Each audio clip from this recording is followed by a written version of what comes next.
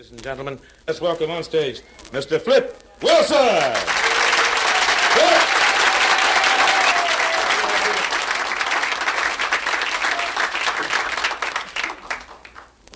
When I was thinking about what I do, I asked myself, should I do any racial material this set?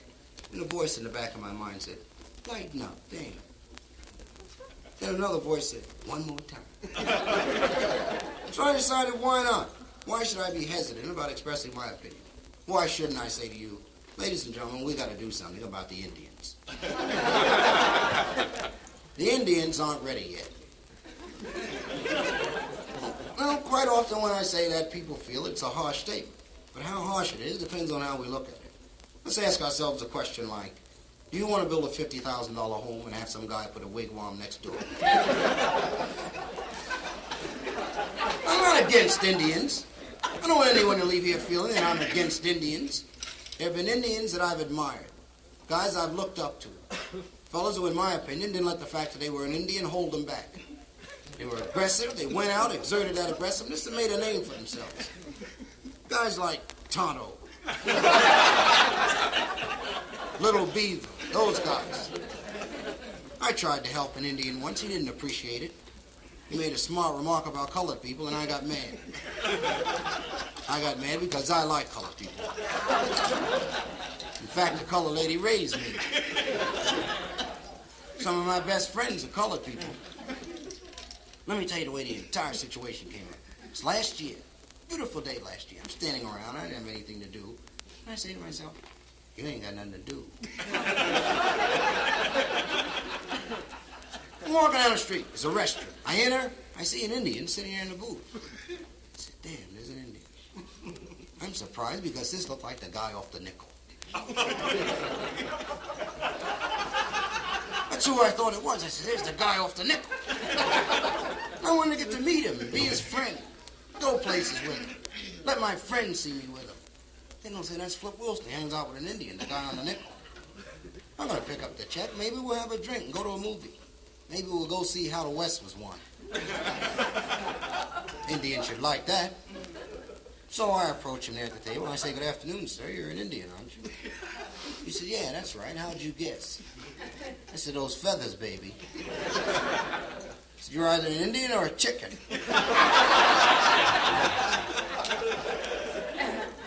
He said his name was Henry.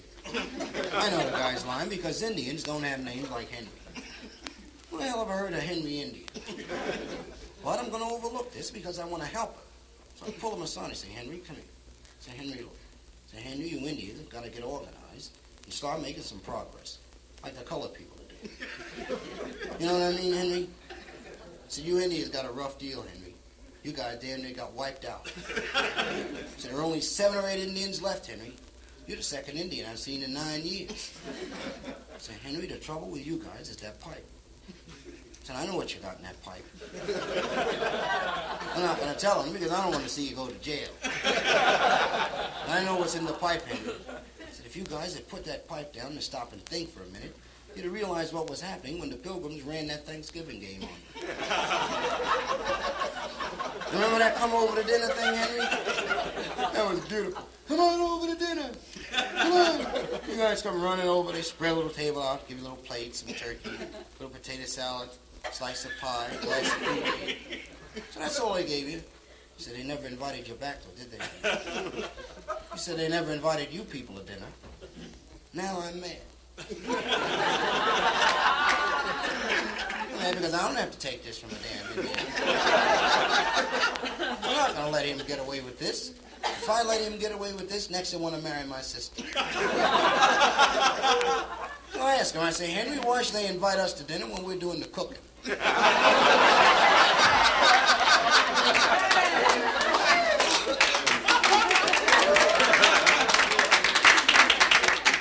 told him, I said, the biggest thing that happened to you Indians was when they put you on the nickel. They put a buffalo on the other side, Henry. So if you guys belong to the NAACP, we'd have you on the quarter. Maybe we'll change the name, Henry. Maybe we'll call it the National Association for the Advancement of Colored People immediately and the Indians on a gradual basis. So we're making progress, Henry. We got guys like Ralph Bunch, international mediator. That's all Ralph does. He goes all over the world looking for arguments. So they pay Ralph for that. Jimmy Brown was playing football and Jimmy got that ball. Willie Mays hits those home runs. Willie comes down that stadium in the afternoon. Willie's sharp. Willie don't come down there unless he's sharp. Got that lump in his pocket, that 100G from last year. When he comes up the back, there's 20,000 girls in the stand screaming at Willie. Hit that ball, Willie! Hit that ball, honey! What you say? Home run right out of that park. Said an Indian never hit a home run. Isn't that right? And he said, yeah, you're right, but I never heard of anyone playing Cowboys and color people.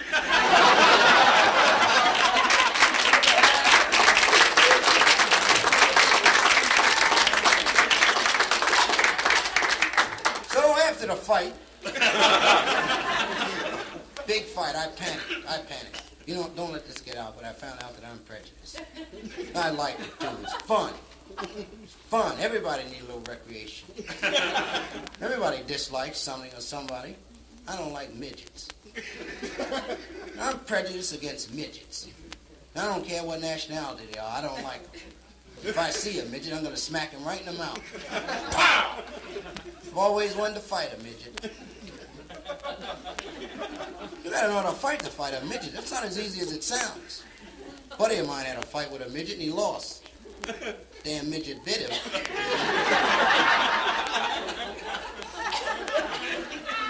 You know midgets aren't any higher than that. I don't trust him. Every time I pass a midget, I say, watch out!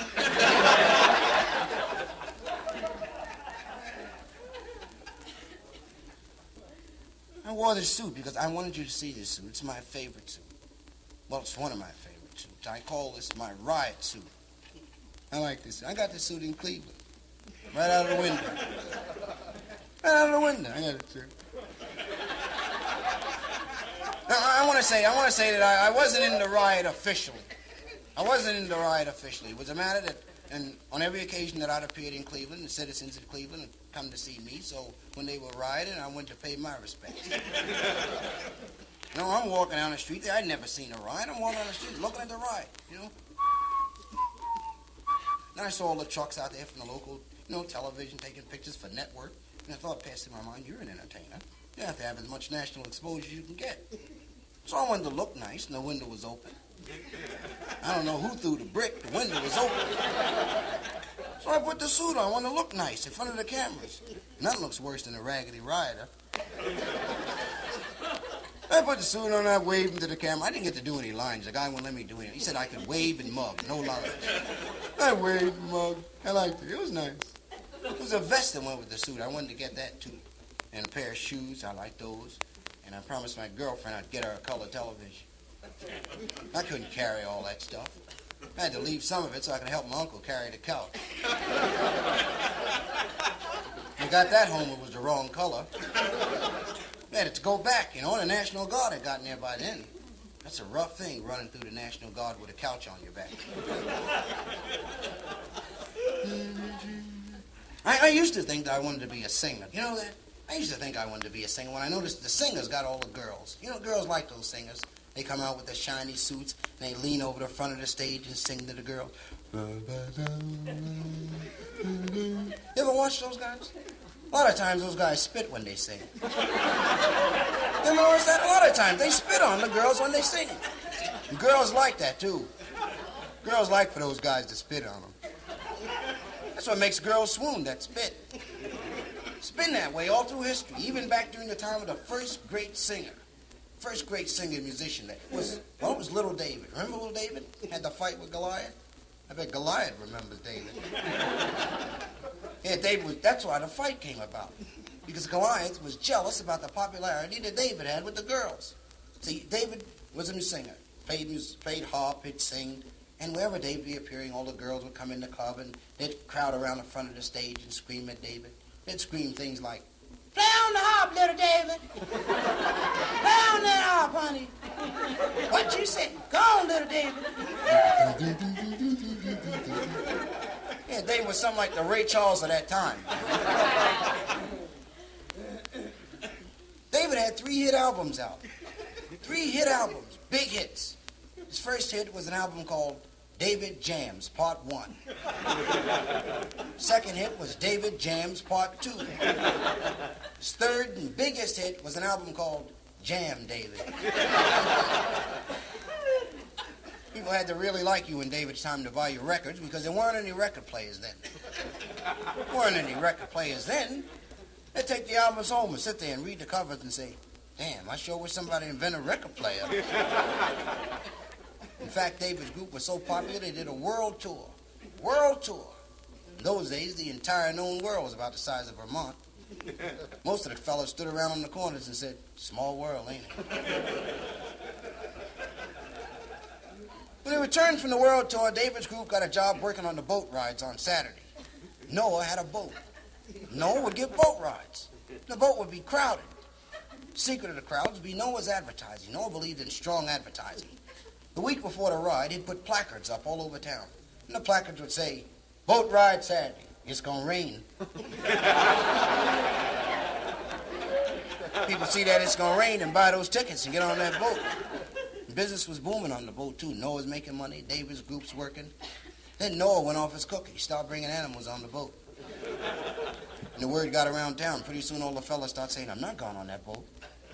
He's bringing animals on the boat. I'm not going to pay $3 and go on there with an animal. I was on there with a pig last week. So they all started hanging out in a little jazz club, a place called Lazarus Bar. Lazarus Bar was right across from the arena. And in those days, on Sunday, everyone went to the arena so they could watch the Christians and the Lions. Those Lions were undefeated. You couldn't get a bet on a Christian in the arena. Christians had a great coach, but the team was shaky.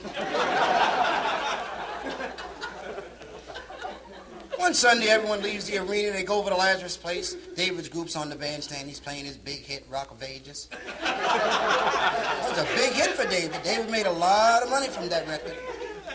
His girlfriend, Bathsheba, standing near the stage screaming, play on the harp, little David. Play on that harp, honey. What you say? Go on, little David. Goliath came in with his gang. Goliath had a gang called the Philistines. They had leather jackets with their names on the back, football helmets. They drink a lot of beer. They had motorcycle helmets. That's right, motorcycle helmets. No motorcycle, just a helmet. And Goliath started heckling David. And he comes up, he starts yelling, sing happy birthday, little David. Sing happy birthday. David said, knock it off, Goliath. Man, I'm trying to do a show. These people paid their money. They want to see a show. Now, knock that off. I'll go get the police. And Goliath said, you gonna get mad because I asked you to sing a little old jive happy birthday for me and the Philistines? If I'd have slipped you $5, you'd have sung it. David said, I'm going to get the police. When David turned his back to go toward the door, Goliath grabbed a club. He's running up behind David. He's going to hit him with that club. What does a giant need with a club? Can you imagine what it's like to have a giant chase you with a club? It doesn't take a giant long to catch up with you. He's running up behind him. Hit him with the club. Try to tear his head off. Bathsheba saw this, and she screamed to warn David. She yelled, watch out, David. You better watch out, David. I'm telling you now. He running up behind you, and he got a club. Gonna hit you. Try to tear your head off. David whirled around the slingshot. Zap! Gave Goliath a zap with a rock right between the eyes. And Goliath fell and died. And all the people started laughing because David leaned over and said, happy birthday. Happy birthday.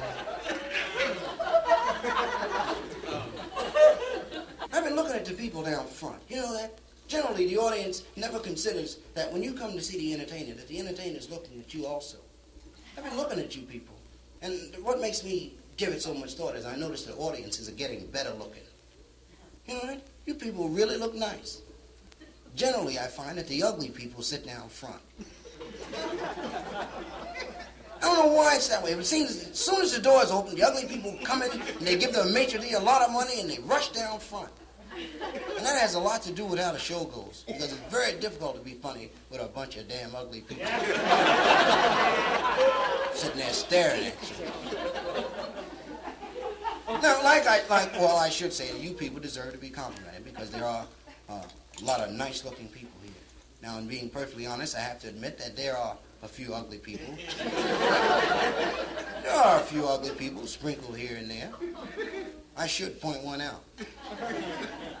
But I won't. I won't do that. That's not necessary. The ugly people know who they are. And the people sitting next to them know who they are. Just take a moment, like when things calm down and just check out the guy next to you. I find that ugly people are ashamed of being ugly. Why? Why be ashamed? If you're ugly, that's how you look. And you're going to be ugly a long time. Personally, I like ugly girls. I prefer ugly girls. You marry an ugly girl, you know what you got. You marry a nice-looking girl, she starts getting ugly, then you start holding back on going home. Got a bad-looking chick home, you get smashed. You go home and she start looking good.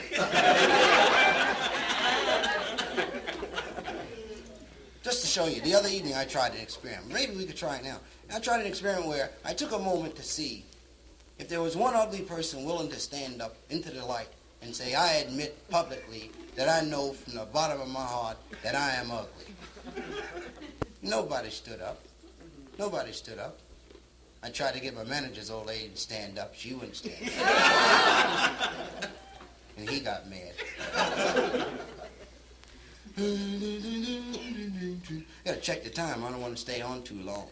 That's dangerous, staying on too long. A lot of comics don't realize that. I was on a show a few weeks ago with a rock and roll group, and before the show, I'd been given 15 minutes.